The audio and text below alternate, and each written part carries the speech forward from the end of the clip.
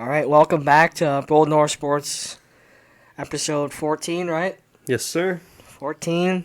14 episodes. This is actually going to be a semi-positive episode, I could say. Yeah, so the last title of our video, it looks bad now, but It's over. our recent play, as of lately, has definitely been better since that video. Now, before that video, Vikings were not playing well. No, so not I at think all. we had every right to call that video, hey, maybe the Vikings just suck. But now they beat a contender. I don't care if the Niners didn't have Debo or Trent Williams. We didn't have the best receiver in the NFL. In the football, it yeah. evens out. Very, very proud, though, of the way that they played last night. Obviously, there's always going to be things that they can work on as far as red zone. Just completing drives in the red zone. Gotta go for the kill shot. You do. Me and you both said it. Mm-hmm.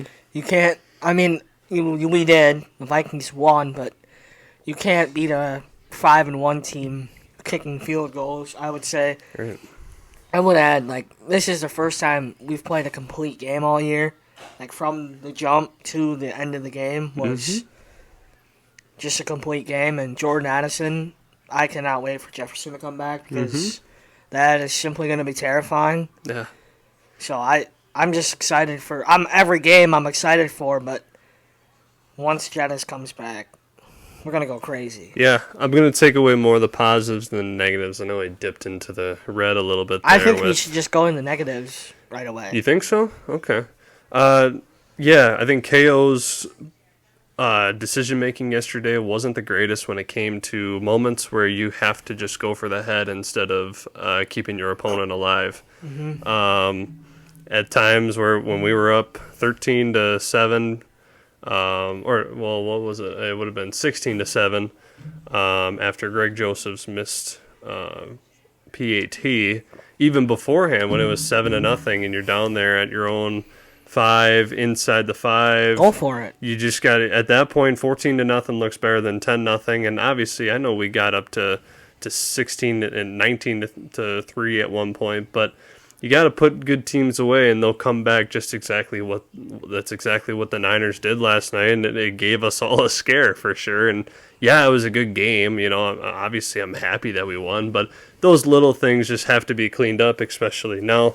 In this stretch that we have, it'll be easier, or there'll be easier opponents per se. Still football. Right, anything can happen. And the problem with the Vikings is they tend to play down to their competition. And instead they have to now just blow out these teams and reestablish themselves as they kind of have already with beating a team like the Niners. But they got to make a new name for themselves and be a team that isn't going to dumb down to these other opponents. I would say so because we know McCaffrey was kind of banged up last night, but add to your point, if you're up 14-0, if you get up by more than just a field goal to keep it in a more of a one-possession game, like the 10-0 games, like you said, 14 is greater than 10, obviously, but it makes them more predictable. And if you can make a team more predictable, they have to throw the ball to play catch-up, that takes some pressure off your defense, because McCaffrey's their best player on offense, even if Debo is playing. Well, Trent Williams is their best offensive player, and Christian McCaffrey's their best skill positional player. So if you make it so you're up and they have to throw the ball, I mean, Kittle's still great, but I would rather take Kittle and Ayuk over them getting able to just hand off McCaffrey. Mm-hmm.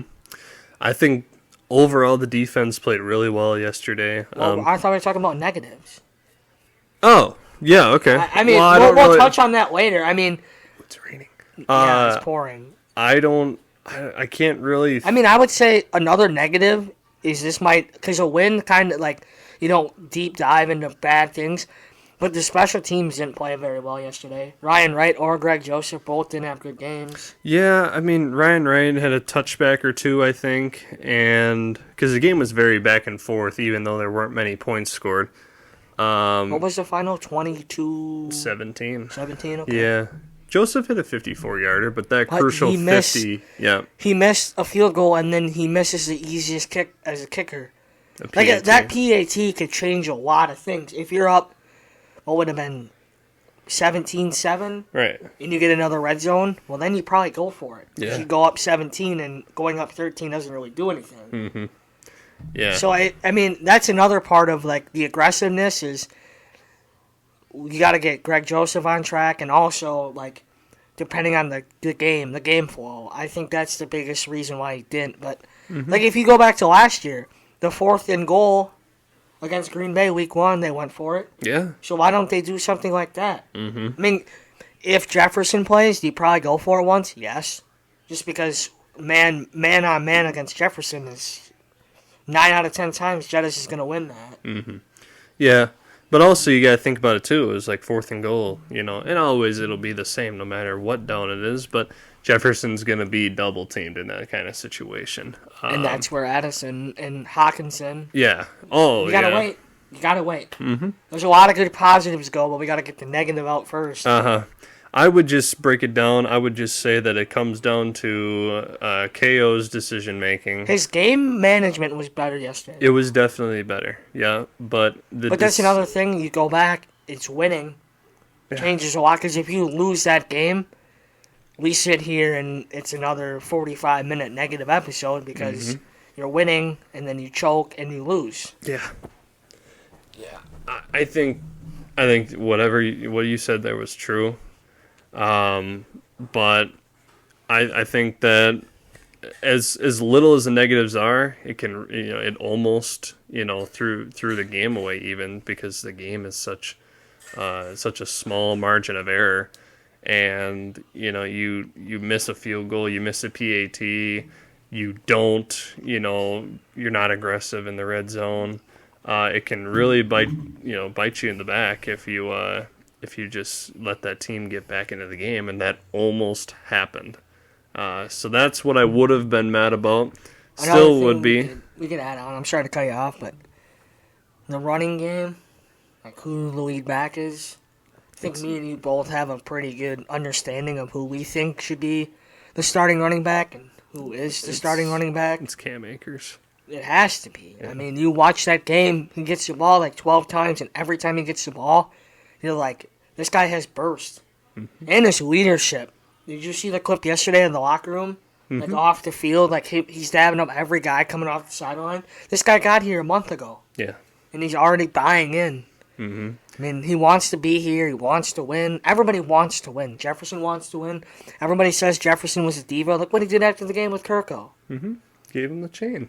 Top 10. He's not even top 10. Yeah, I like Akers' his speed out of the backfield when he takes the handoff, his vision, everything about and his pass blocking, the screens he can run off. Like, there's so much more that he offers than Madison. And the other thing is, Madison's playing, obviously, because you paid him, but Ty Chandler looked good last night, too, in his 5 plays he played in. So it's like, what keeps Madison here? If a team calls and says, we'll give you a third for him, the trade deadline's coming up. Yeah.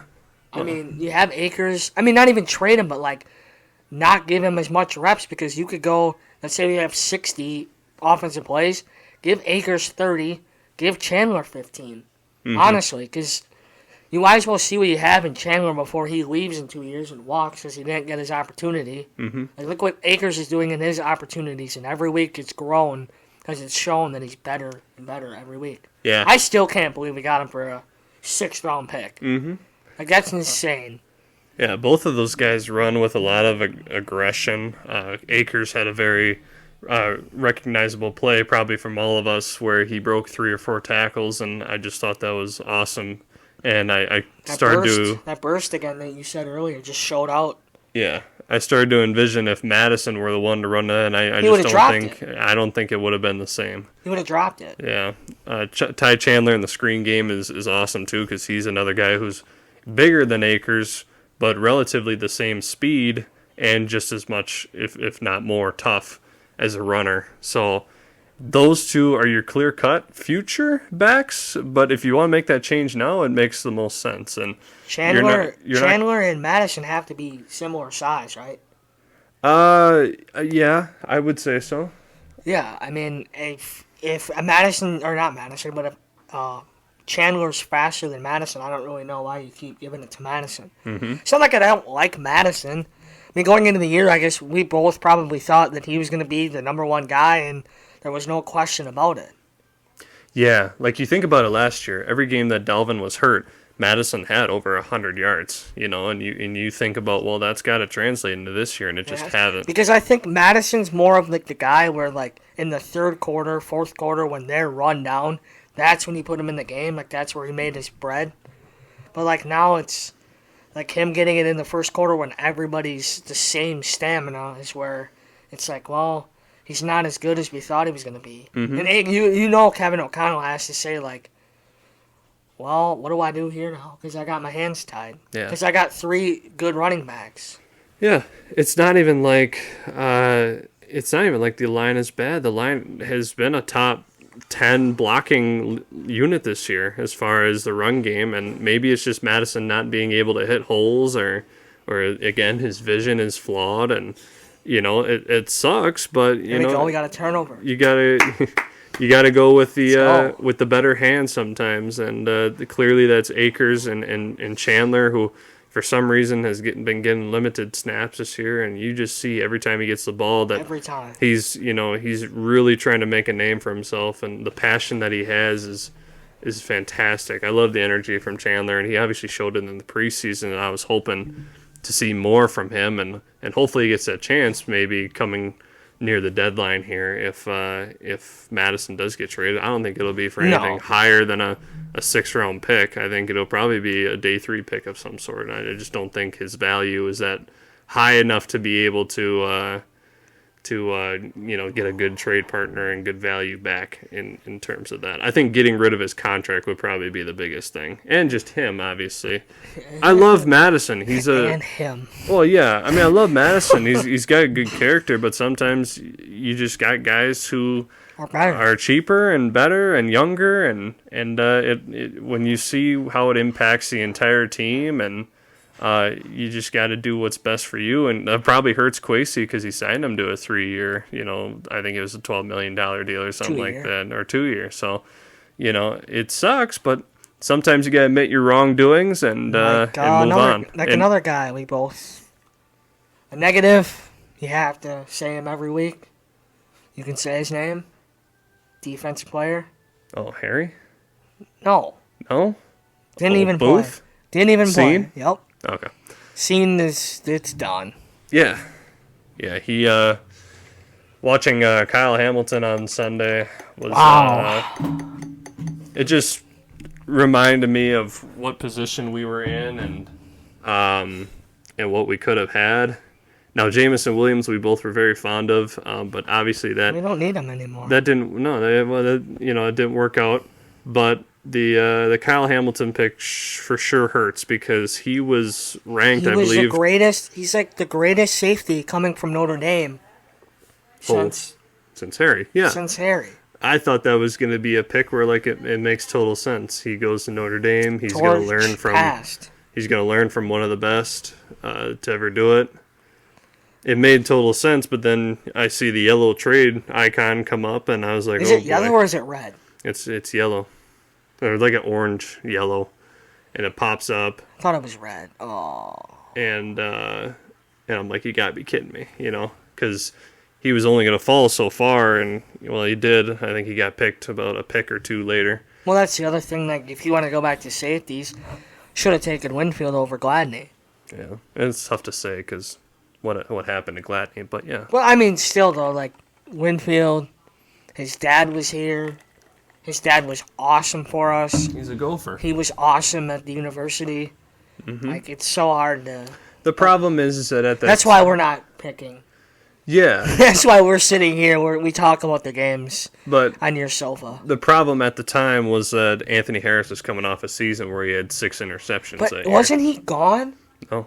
I think he was gone. I thought 2019 he had 6 interceptions and was coming off a pretty good year.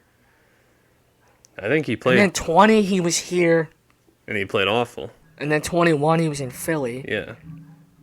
So you might be right. I think you're right about that. But still though, because even then you could have probably said that Harrison was getting old. Like, that has to cross your mind. Like, as much as we love Harrison, I mean, the other reason of Seam not playing is because of Cam Bynum. Well, Bynum is playing phenomenal. Bynum played phenomenal yesterday. His tackling is unreal. You know what? Just rip the. We just got to go to the positives. Let's start on the offensive side and give a round of applause to Kirk Cousins. No.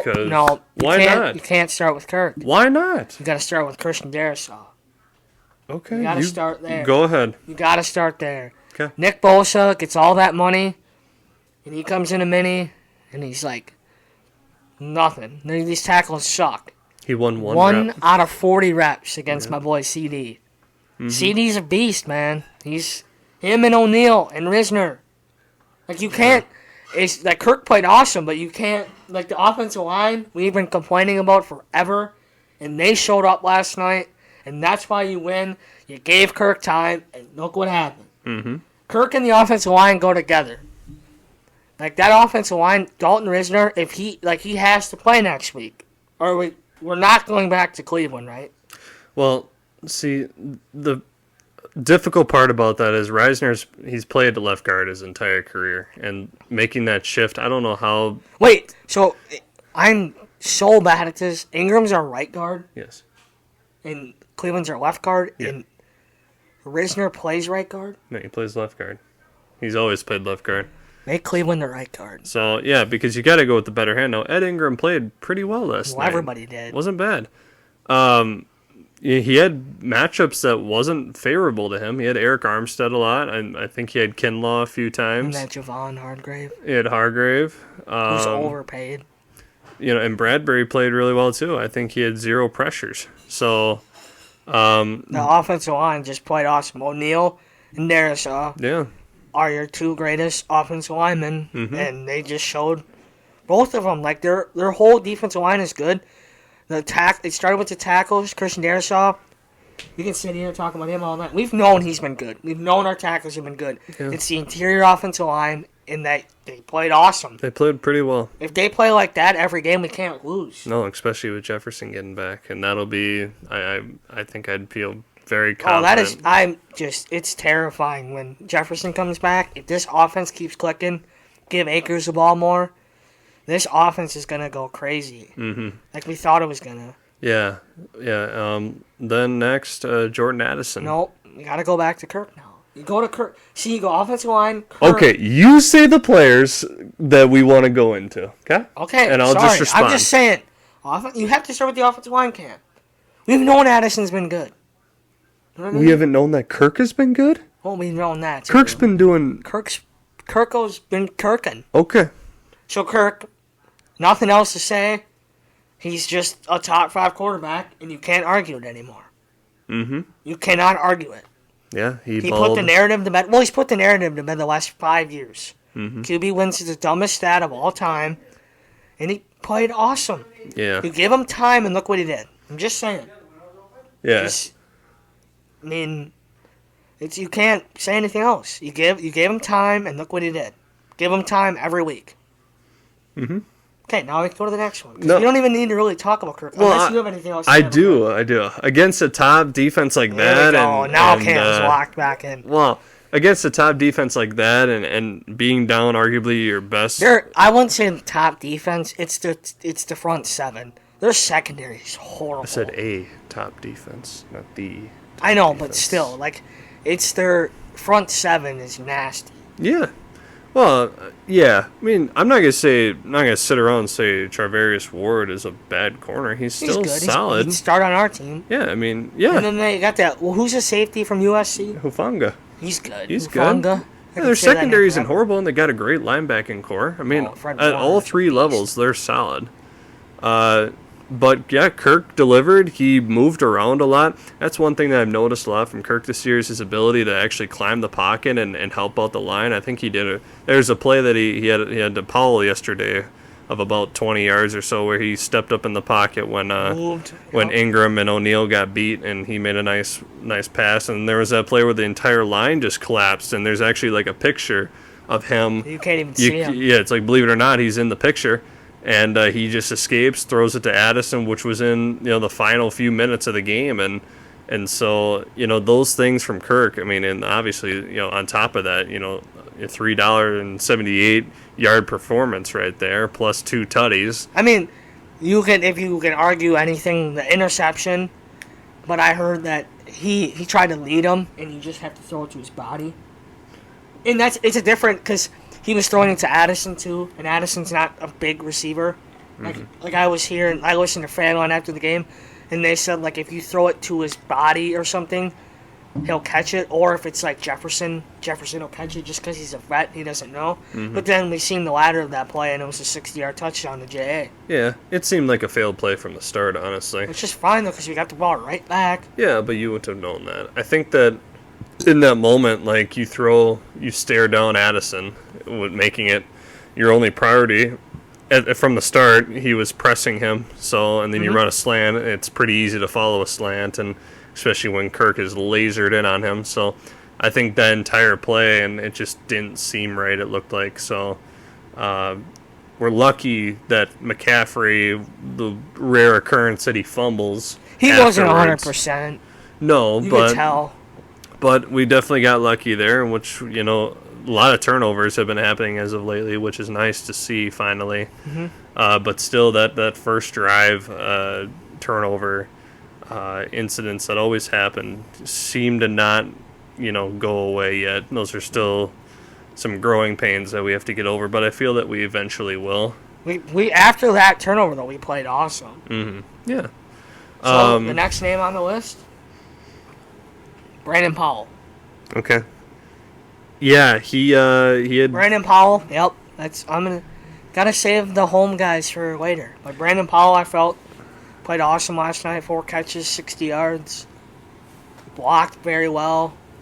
He's faster than KJ Osborne. He should play over KJ Osborne. Yeah, I really liked how creative they got with him, especially with the end rounds. Because, dude, he is. You know who he reminds me of? Former Viking. Percy Harvin. Yep. Yeah. He reminds me so much of Percy Harvin. Oh, he's out of bounds. Yeah, he's in. But yeah, I mean, you see a lot of similarities between the two: the speed, the elusiveness, the size. Yeah, but he had 5 catches last night. Or 4, I thought. 4? 4 for 60. Okay. I think that's what. Yeah, I mean, you average 15 yards per catch. I mean, that's wonderful. It's exactly what we need. Especially he's only a wide receiver 3. Wide receiver 4. 4 right now. 4 when Jefferson is in there. So.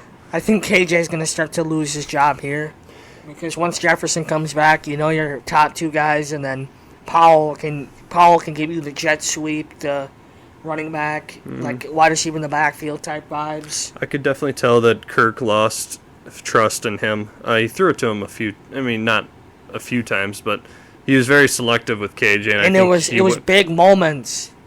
Big moments throughout the game, and he didn't capitalize on them. So, but I think in those big moments where those third and mediums or those second and longs, he looked to Powell. I know Addison was his first read, but second read definitely had to be Powell, and Powell showed up every single time. So, and his blocking is good too. Yeah, and that's an underrated thing that you want from a receiver is you got to be able to know how to block. Jefferson blocks good. Yeah, he blocks all right. Addison's kind of like too small to be an effective. Which we knew. 5'11", 6 feet, 175 pounds, measured at the draft. You kind of got what you were expecting and what you saw on film. So, but I was very impressed with the receiving core. I thought that was going to go not as what I was hoping it to be, and it turned out to be a lot better. And Hawkinson, of course, had a good night too. So the next name on the list, we kind of already touched on them, Akers and Chandler. I'll put them together. Mm-hmm. Just have to say they played well. Yeah. They just have to get 4 or 5 yards every single run, and that just sets up the play action, which is Kirk's best. Kirk's so good out of play action. But Kirk's good at everything. His strong suit is definitely the play action. I think he definitely prefers the play action more than a straight drop back, whether that's under center in the shotgun. Well, because I feel like usually his offensive line is so bad, when you can get a play action, you can roll out to a side, and you can see where the pressure's coming, but when you're in the pocket and the 3 guys come up the middle, it's kind of hard to react to it. Mm-hmm. So we can go to the next name because we already touched on those guys, but T.J. Hawkinson. Yeah, he definitely needed that kind of game last night, especially after the 3 weeks beforehand. That's why you pay him. Yeah, I mean, 11 catches, 76 yards. That was fantastic from him. I love it, and I think he was, getting downfield a lot more. I don't know why he was sitting in the flats a lot as far as the first 5 weeks of the season, and just him getting in the middle, running those angle routes and sitting those down. Ins where he goes to the sticks and goes in. That's where the last year him coming. You could tell Kirk was trusting him a lot more than he has this season. Just looking towards him. He looked for him and Addison all night, which was great. Mm-hmm. Yeah, I loved everything about Hawkinson last Blocked night. well. Yeah. So if he can keep this rolling, the offense will be humming when Jettis comes back. And, the next name on the offense, you want to say his name? Jordan Addison. Yep. Okay. Who else are we going to talk about? C.J. Ham. No, I'm not talking about a fullback on this podcast. Wow. Yeah, Addison, wow. Lost the first battle right away with Ward and then wins the second one for 60 yards before half. That was awesome to see. Definitely a surprise there. The first touchdown, beautiful throw by Kirk over the linebackers. Addison even said it himself, is when he gets on a linebacker, he knows that guy's lost, confused, he has no idea what he's doing, and that's exactly how it was portrayed and what exactly happened. Addison's such a great route runner. Even when he gets held, which happened at the end of the game, he still finishes He had Tre'Davious Ward's number all night. Yeah, great to see, which is great to see. Yeah, all night long. Because I was a little concerned at the start of the year if Addison was going to be able to beat these high. I'm not going to say a high profile corner. But I mean, if you think about it, they pay him like a high corner. Yeah. They pay him like a Byron Murphy. Because every time Jefferson went against guys like I hate to say it, but Jair and Ramsey his second year. You know what week this is? It's Packer week. You don't bring up a stupid Packers name on this podcast. I'm talking about last year. I'm just saying it don't matter. I'm saying that Jefferson struggled against those high profile corners, and I think I was really hoping that Addison was not going to be that way, and I don't think he will be. I think if he gets pressed at the line and is out physical, that might happen. But if someone's going to give him cushion, he's going to make him pay for it, which is great. And that's the same that happens with Jefferson as well. But really liked Addison's performance. Needed a lot of fantasy points out of him last night. Fantasy doesn't matter. He delivered. Fantasy doesn't matter as long as the purple win. Yeah, well, it's a double win. If you beat me, didn't you, with Addison? Yep. And I didn't even care because I'm like, if they can win, let's go. It's a double win. I mean, Jordan Addison. This is why you pick him. This is why KL wanted him. This is what he's supposed to do. Mm-hmm. I mean, this can't be a one-time thing. This has to be a multiple occurrence down the stretch now. Mm-hmm. Especially when you get Jefferson back. If he can still produce like this, offense just gets even better. If Hawkinson can stay at this clip he played at last night, offense just gets even better. Mm-hmm. I mean, there's not much really else to say. I mean, this is Addison. Like, it's great. Like, it's awesome. He's good. We've known this. But we got it when Jefferson's out there. Now, that's the one kind of downside to that is because when Jefferson's been out there, Addison hasn't been like this. So, if Addison, he's got 2 more weeks where he's number one option. And then in 3 weeks, is it the Falcons game that Jettis comes back? So we got Green Bay this week and then the Falcons afterwards. And then the Saints. This week is the... Yeah, that makes sense. Yeah. This week's the 29th we play on, right? Mm-hmm. This will be his second game he missed? Third game. Right. This will be Jefferson's third game. I mean, he has to miss 4. So he'll be back in the Saints game. Okay. At home. Our next home game. Oh, that'll be... So, him against Lattimore, which he's already cooked before in a whole different country. Lattimore's bad. The defense, what do we think? First name, Cam Bynum. Yeah, he played excellent. He's played excellent all year. 2 picks. His tackling was there all night. I mean, we don't really have to say anything else. Yeah, he played really. He's been playing so well all year, and I didn't expect that at all. Because last year I felt he shied away a lot from contact, and now this year he's absolutely craving it, which is awesome. He picked off Brock twice yesterday. First one was a bad throw, but hey, you take what you can get. And then Never the complain about second, it. no, you won't. And then the second play, that was just great play on the ball. Brock throwing across his body like you shouldn't. And I was about to say something else. I like what you did. I like what you did. I almost said something else that would have brought the mood down. Well, I mean, Luke said it a couple times during the game last night. Yeah. But yeah, good all around. Bynum is having a Pro Bowl year, and he's definitely taken strides bigger than compared to last year. Okay, the next name I got on the list, not a player, Coach Brian Flores. Mm-hmm. Do you want to go first? Brian Flores, that's why you bring him in here. He had a great scheme last night.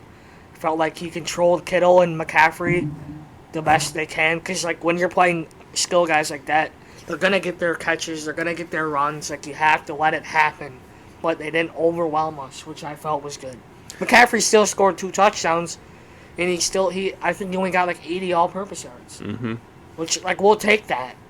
Yeah, I love Flores' aggressiveness. He needed to get pressure on Purdy last night. He did pretty well at that. I still don't understand playing your corners off and cushioning when you're sending 6-7 guys, because it helps the quarterback be able to hit his hot route or hot read immediately.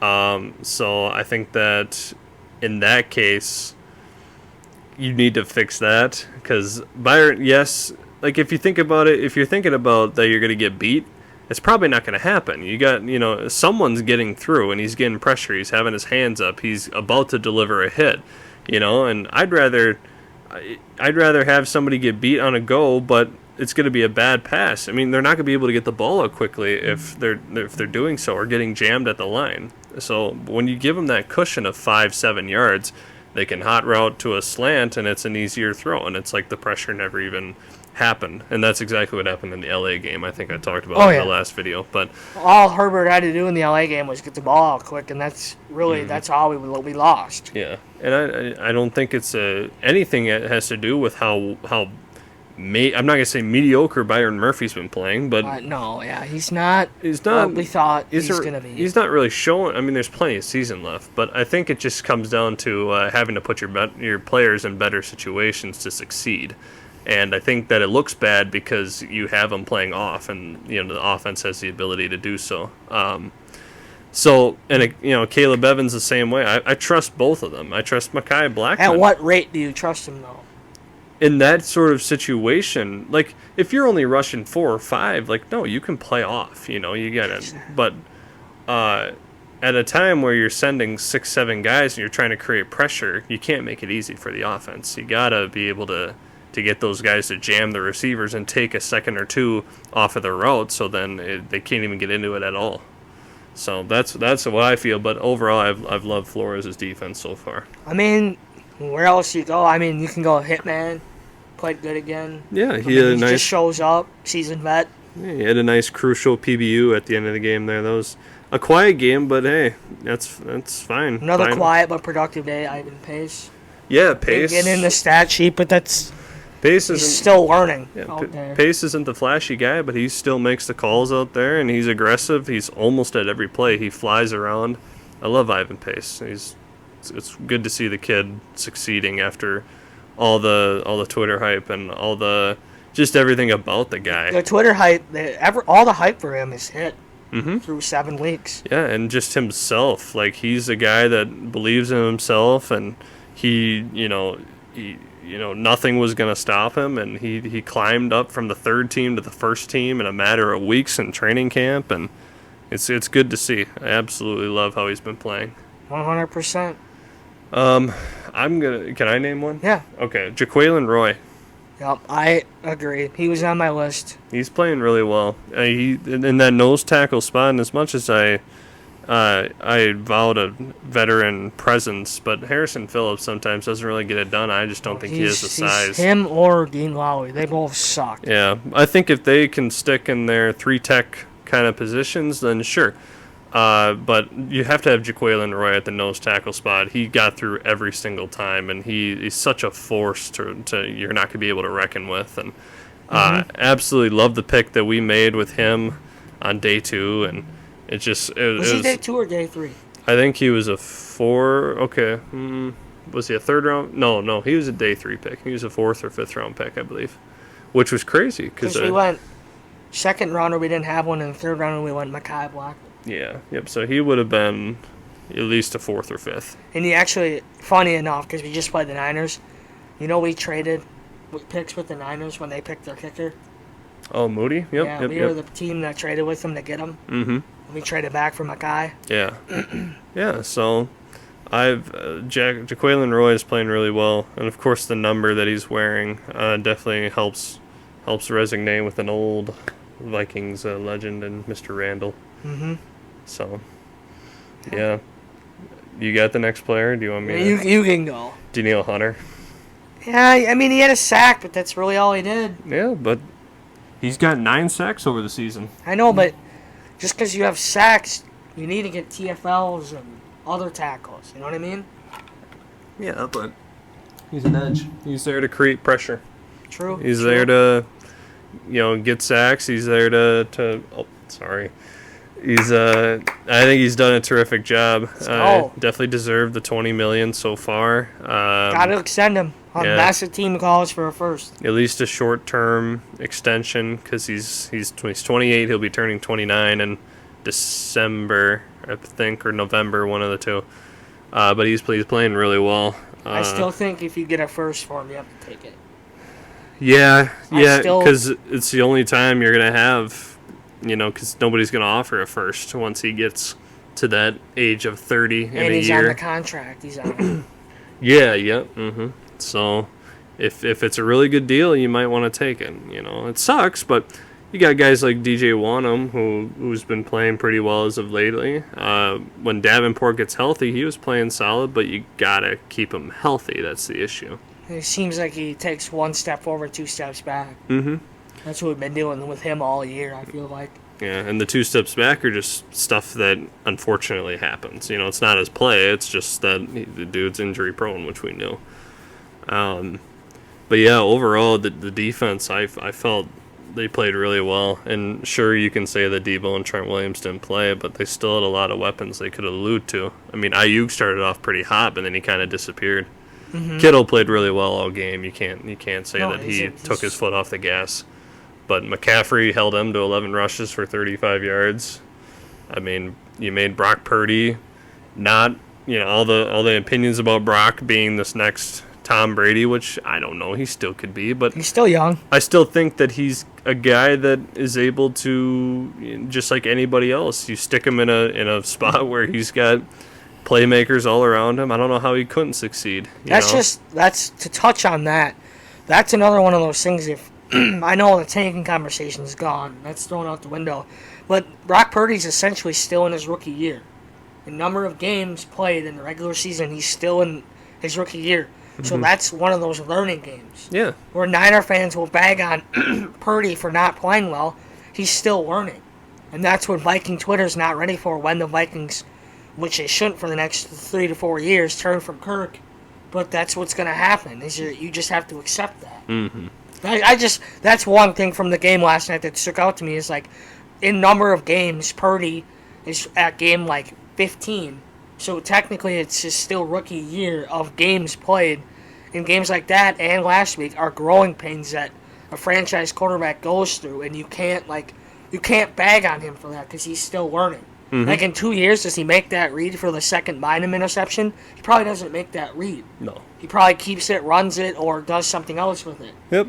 He's still a young quarterback, and he'll learn. I'm not saying he won't be successful with those guys, because those guys are going to have to leave eventually. I mean, the Niners can't keep everybody. They're 36 over the cap next year. Yeah, so it's going to start to fall off. Mm-hmm. So they're going to have to prepare for that and get him ready to try and be someone who can, like Mahomes, who, like I've said before, like Mahomes, who can adapt to guys that may not be. Well, that's just a Hall of Famer. Mahomes. Well, yeah, sure, but something like that, because Mahomes and Brady, you can compare them all you want, but the thing that I see as far as outside of the stats is Brady and Mahomes are able to adapt to anybody, whether they just quit their Walmart job or they've been a Hall of Famer their entire career. So you're not going to get that out of who knows. You're not you can't predict that. It just naturally happens. It's someone who has the it factor, and there's only a select few in this league who have that. But looking forward to Green Bay. Big week. It's a big week. In the week. division. It's not a automatic win. It's you go in. If you play like that though, yeah. If you play like you did last week, it's hard to lose. You got another rookie quarterback you're going against who has been struggling as of lately. He's thrown 7 interceptions in his last 3-4 games. They're not feeling the love in Green Bay anymore. No. Which I personally love. Yeah.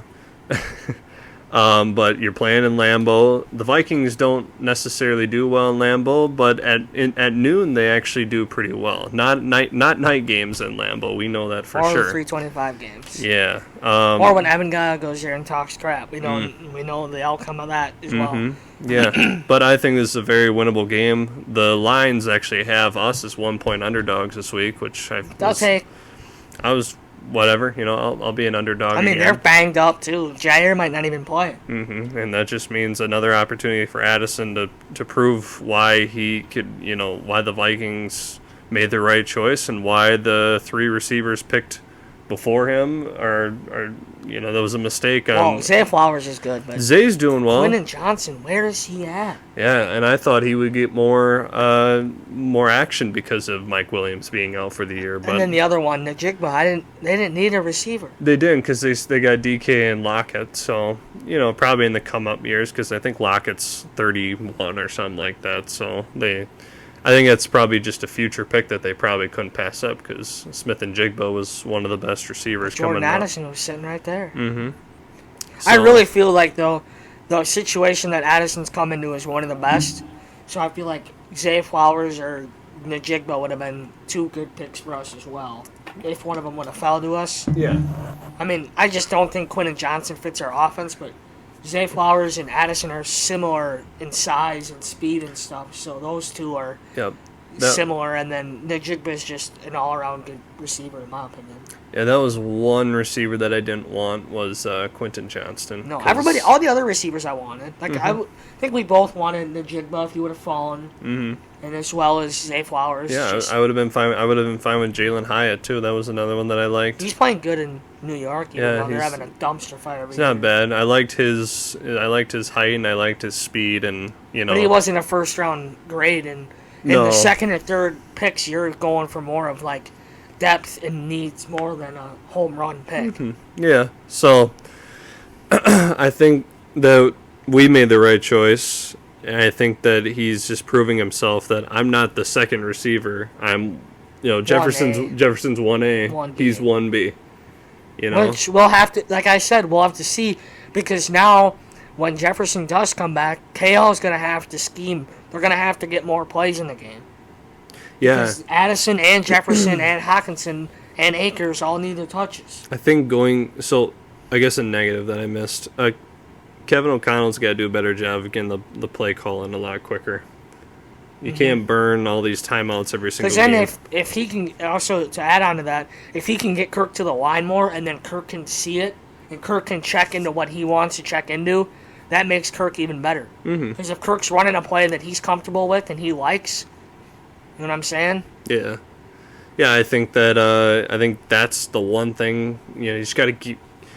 because there was a specific drive, I can't remember when it took place, but the Vikings were rolling, and they're getting plays in quickly, and because at the start of the year they were trying to do some no huddle stuff, and they went away from that. And I'm not saying you have to do no huddle every time, but once you get things rolling and clicking, I mean that's where good things are going to happen, especially when 18 comes back and 18-3, 87 and 31, and 4. Yeah, I mean, now that you see what Addison has become, and you're eager to see Jefferson come back, and you're eager to see if Hawkinson can stay at this level. Hawk's back on track as of now.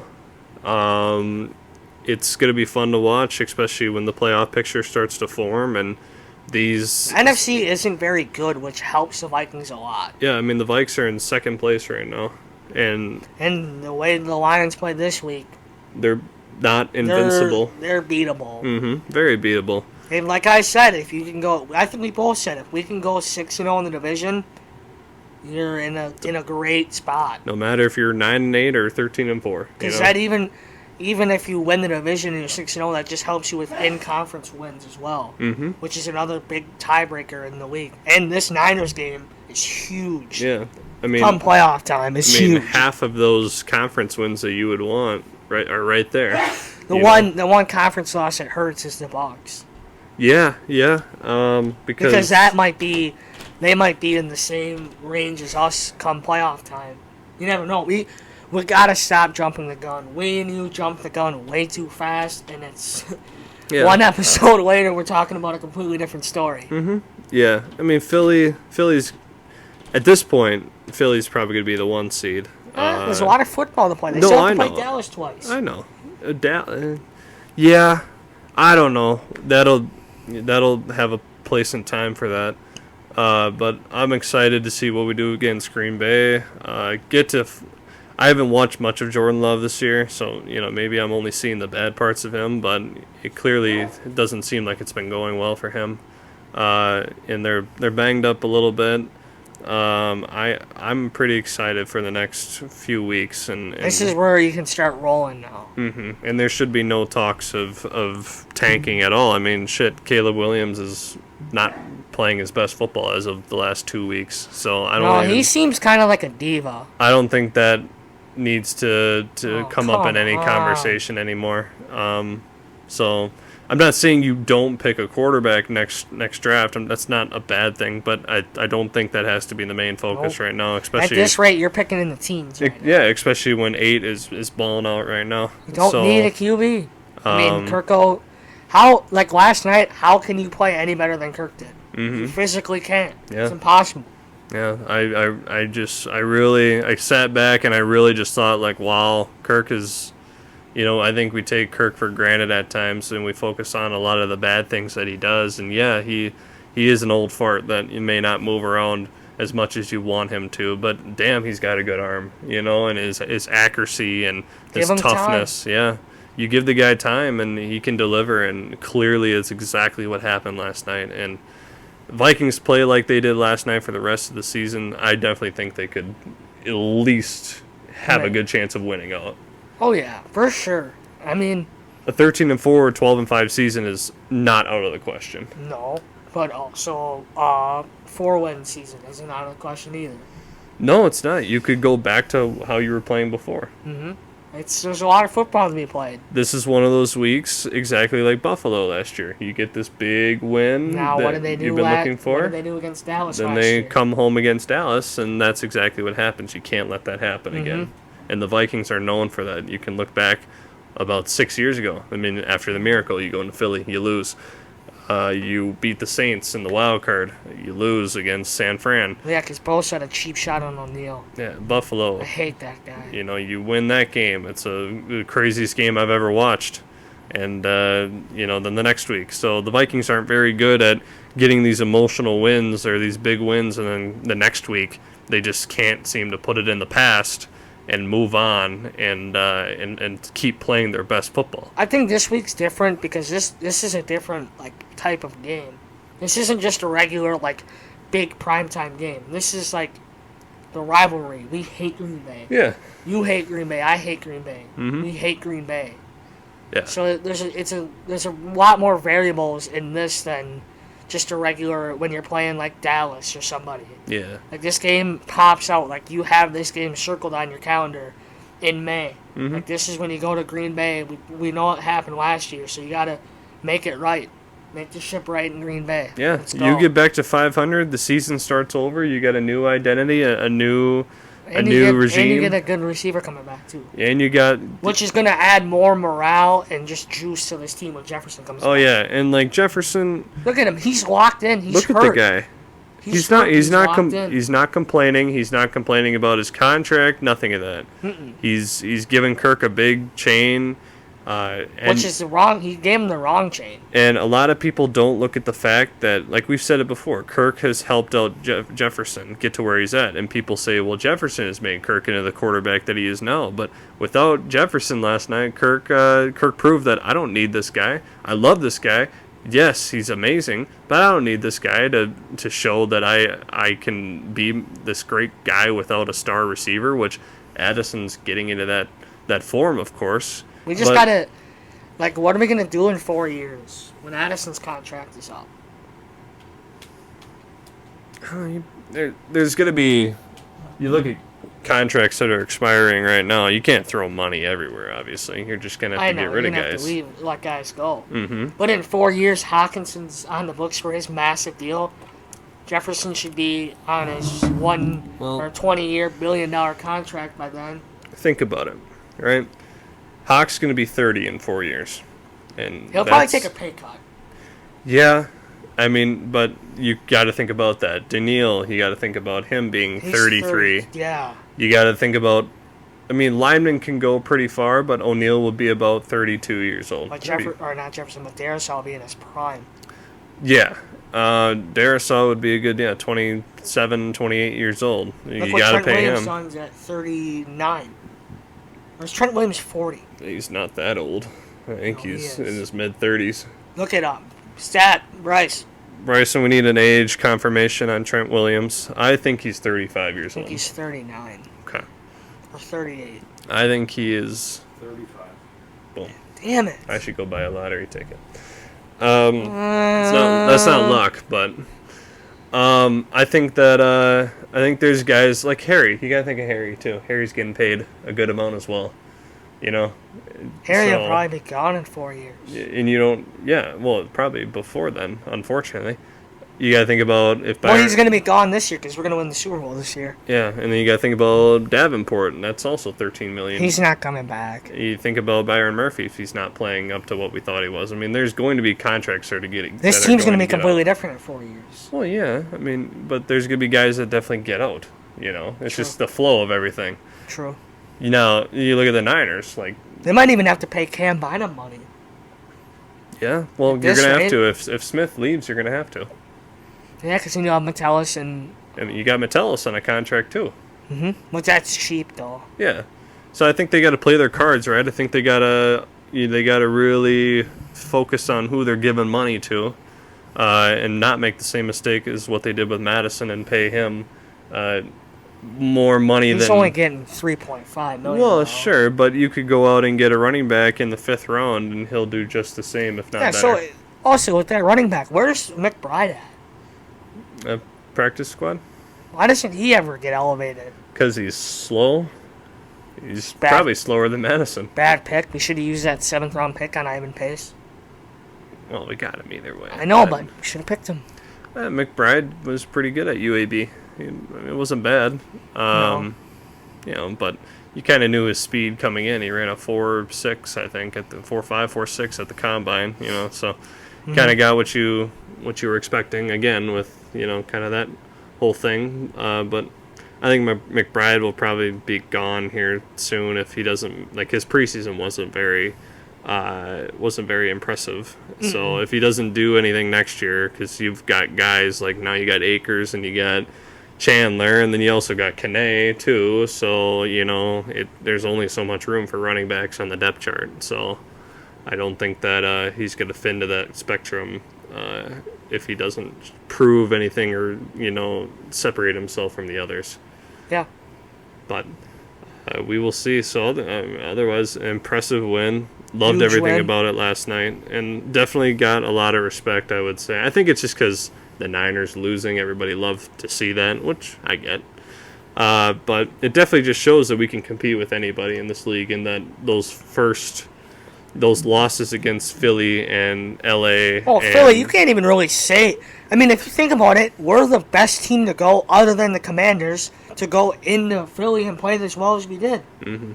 We didn't play bad. We lost. We turned the ball over multiple times, of course. But again, you look back at that game, Kirk in primetime balled out again. Mm-hmm. Addison scored a touchdown. That game we didn't play bad in. It's just we lost. Dumb rule. I hate that rule. We go back to it every week. Jefferson going for the end zone. How do you lose the ball? Mm-hmm. Should get it first and goal from the 1, but that's just my opinion. But I mean, we've played all these teams, like, even if you think about it, you sit here, realistically, semi-realistically, you could be 3-0 right now against the Niners and all those good teams. The Niners, the Chiefs, and the Eagles. Mm-hmm. And that's not even out of the realm of possibilities. Like, the Chiefs game, controversial ending. The Eagles game, you just have to have one more good drive. Yeah. You know what I mean? Like, these games have always been close. So that's why, for some reason, this team kind of gives me hope. Get the first down, Brady. Let's go. Yeah. Shout out Brady Grupa. Yeah, shout out Brady Grupa. Let's go. Yeah, so I think that Big dog's got to eat. I think that's gonna do it. You think? Yeah. I think this was a really good one. Definitely a fun one. More of a positive one for sure. Even me, I was quite positive today. Yeah. Which is insane to think about. But just if the offensive line keeps playing like this, watch out. Yeah, a very Just watch complete out. game, and hopefully they play as a complete team throughout the year because they get that feeling of what it's like and they understand what they got to do. And I think that good things are hopefully coming. You have no idea how many times we knocked on wood yesterday. Yep. But yeah, Ev, where can you find our podcasts? You can find it on Spotify and Apple Music. Nice. And you can obviously see this on YouTube. Mm-hmm. We have social medias. Cam will hit on the socials because I don't know what the titles of them are.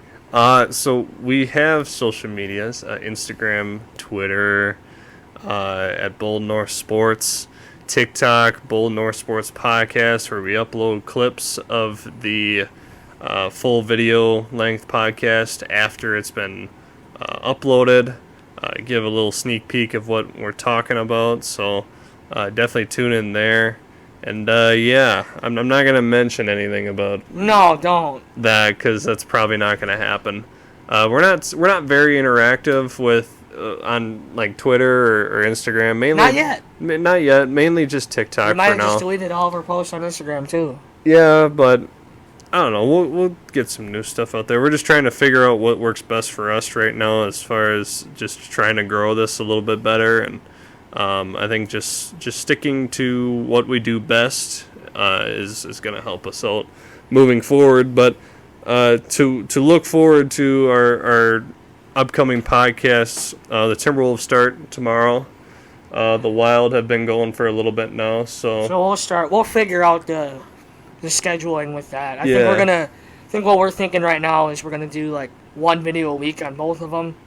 Mhm. Just to talk about the week prior and then the weekend ahead. So yeah, I think that would probably be easiest for us. You're not going to be able to hit every individual. we're not scoring north out here. No, Just giving out yeah. absolute heaters of bad takes. We got other things going on in our lives, so it's unfortunately not going to be a full-time thing, but it's just a lot to cover as well. But yeah, Skull, hit him with the dice roll. Sure. All right. They just picked us off.